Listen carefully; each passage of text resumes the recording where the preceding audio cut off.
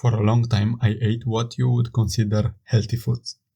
Think broccoli, potatoes, meat, rice, fruits, pasta, that kind of stuff. But I still had the problem of being extremely sluggish. You know that time when you eat a big meal and right afterwards you feel like you gotta take a huge nap? Me, me, me, me, me, me, me, me. Me, me, me, me, me, me.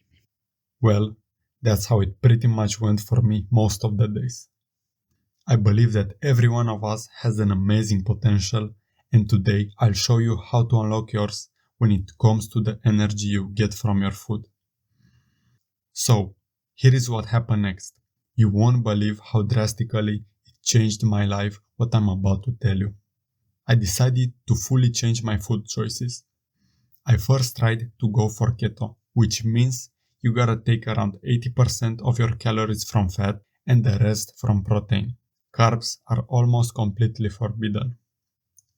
After 3 days, I realized I won't be able to stick to this for too long. I was in college and I didn't have the money or the time to be that meticulous with it. But I still wanted to be an energy bomb. So, I went for a slightly modified slow carb diet instead.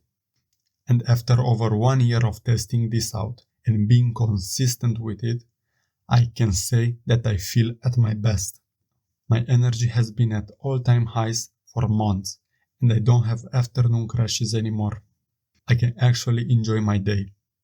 And the food tastes amazing as well. Here's how it works. The diet comes from Team Ferriss, and it is primarily used to subtract fat from your body. But since I was always skinny, this wasn't my priority, and this allowed me to tweak it for myself.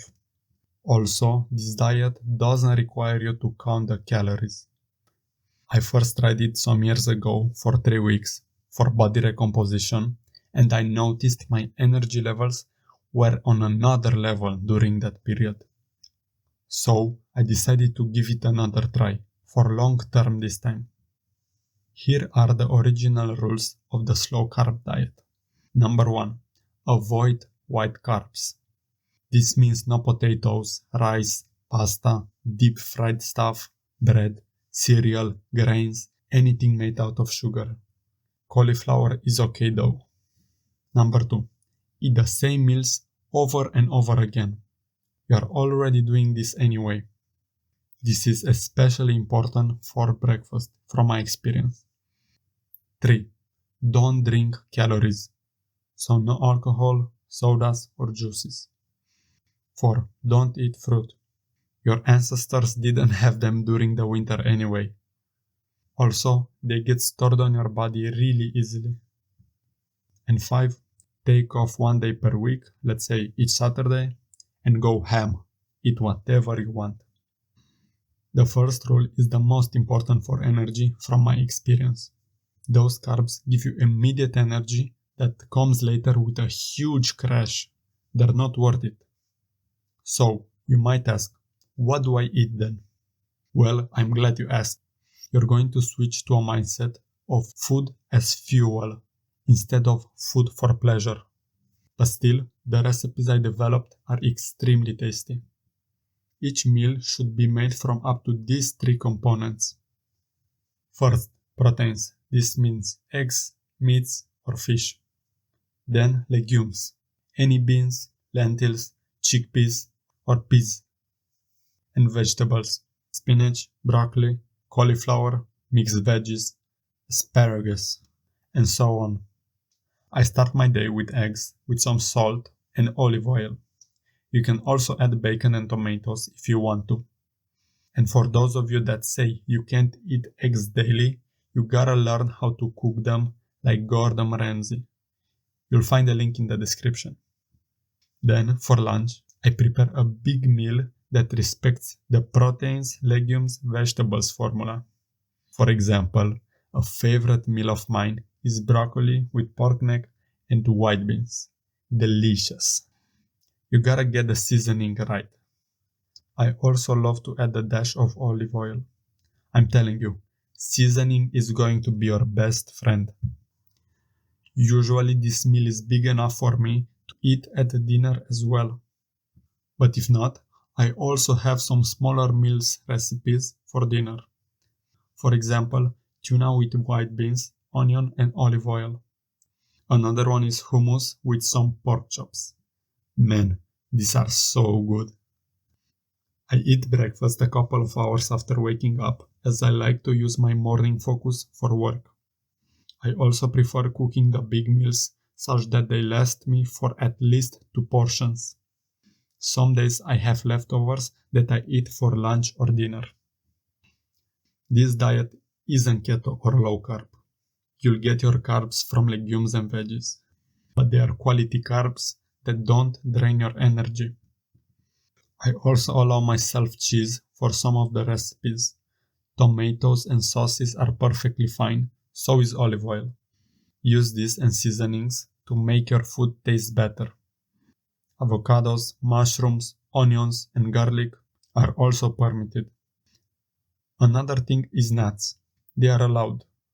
They are a great snack and a great source of healthy fats. Don't go too crazy with them, but I think you should be fine by eating some daily.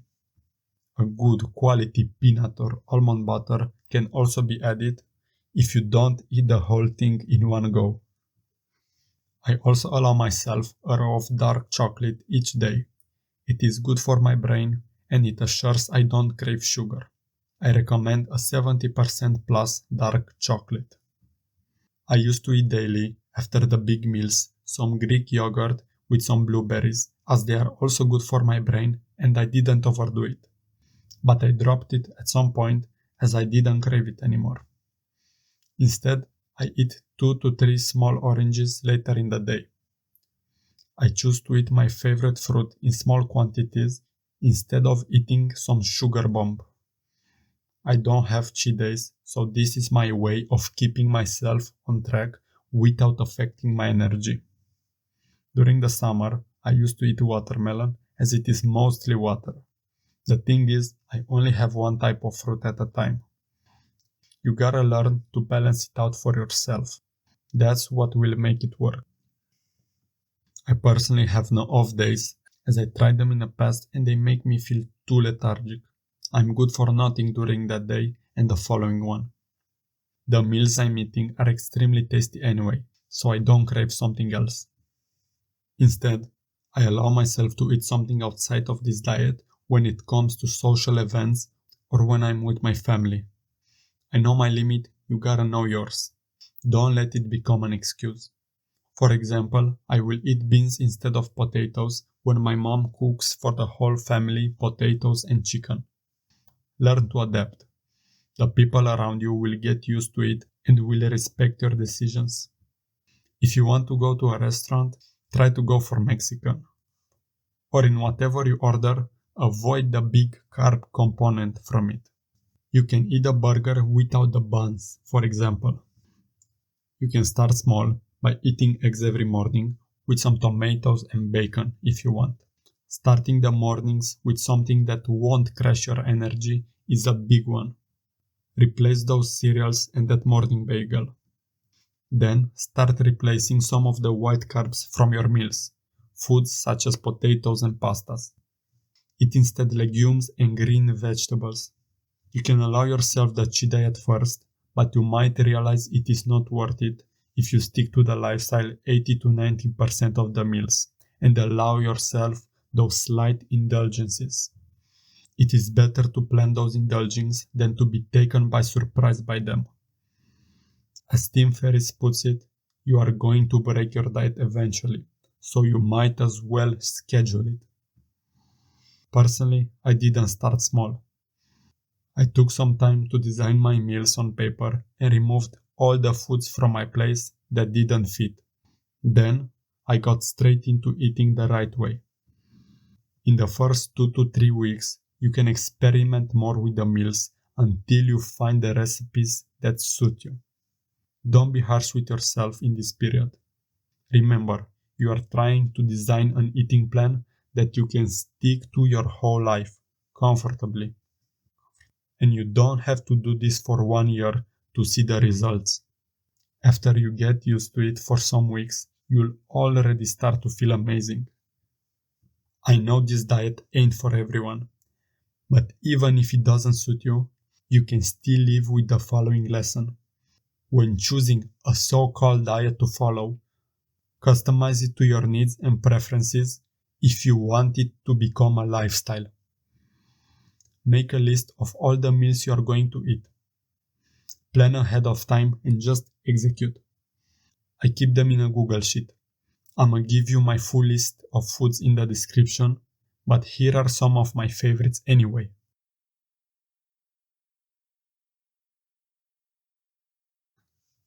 You can also search online or on Reddit for more slow carb recipes, and you'll see there's a ton of them out there.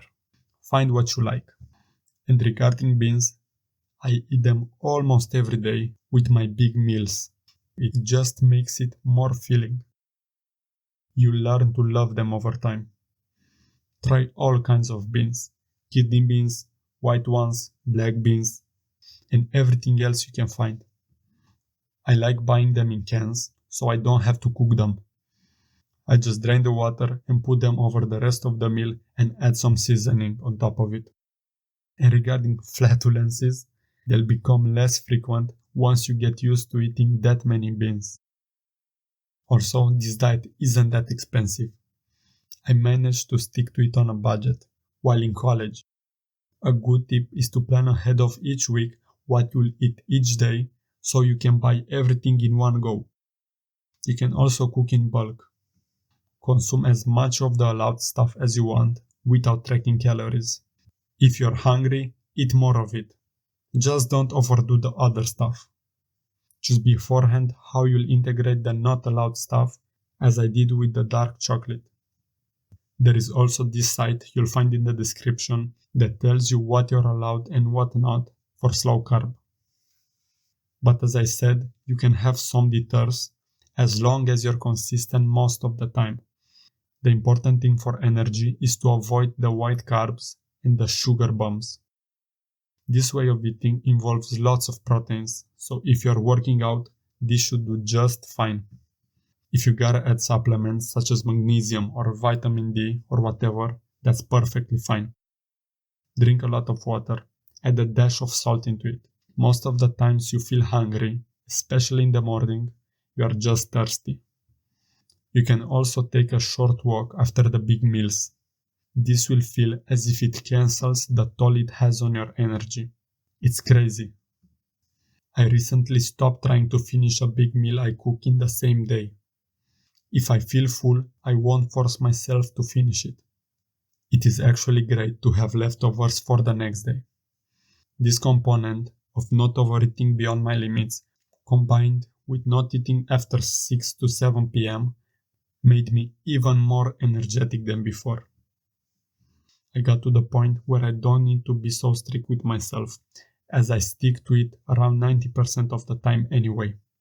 I'm not even tempted to eat something else because I love my new levels of energy and my mind clarity. If you feel confused about anything I've said, check out the 4-Hour Body by Tim Ferriss, where he explained the slow carb diet and answers some frequently asked questions. Or go to his website. Treat your body as a machine that needs proper fuel to work at its best. For me, this isn't even a diet anymore. It is a lifestyle, because I adjusted it to my situation and preferences. I actually prefer eating this way. If you found this video informative, then let me know in the comments. Take care.